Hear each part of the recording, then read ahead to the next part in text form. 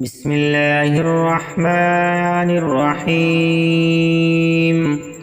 سأل سائل بعذاب واقع للكافرين ليس له دافع من الله ذي المعارج.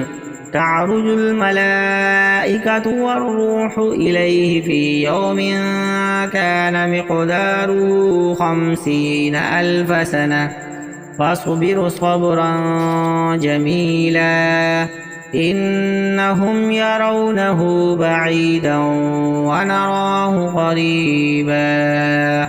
يوم تكون السماء كالمهل وتكون الجبال كالعهن ولا يسأل حميم حميما.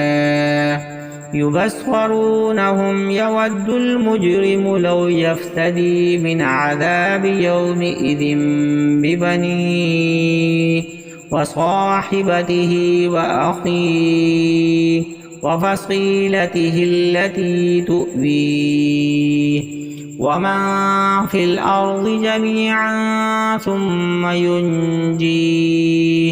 كلا إنها لظى نزاعة للشوى تدعو من أدبر وتولى وجمع فأوعى.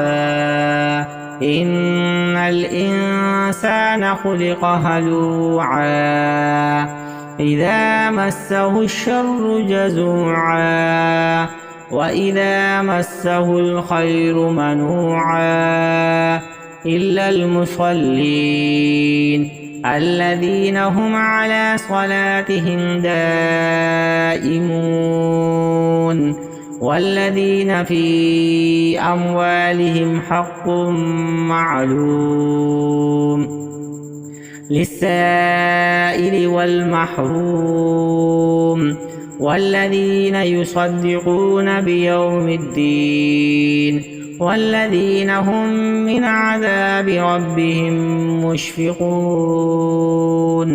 إن عذاب ربهم غير مأمون والذين هم لفروجهم حافظون إلا على أزواجهم أو ما ملكت أيمانهم فإنهم غير ملومين.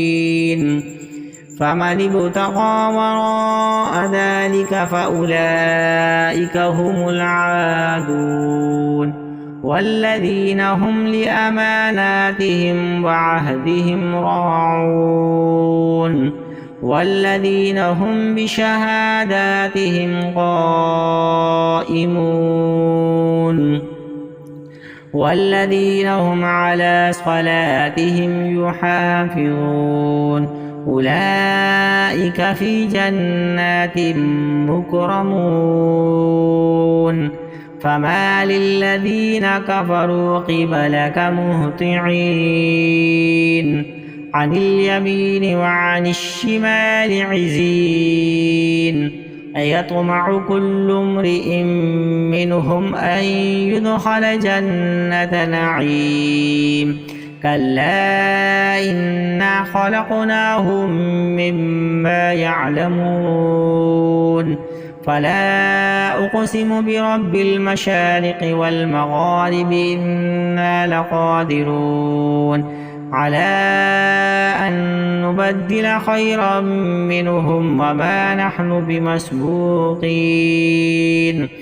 فذرهم يخوضوا ويلعبوا حتى يلاقوا يومهم الذي يوعدون يوم يخرجون من الأجداث سراعا كأنهم إلى نصب يوفضون خاشعة أبصارهم ترهقهم ذلة ذلك اليوم الذي كانوا يوعدون.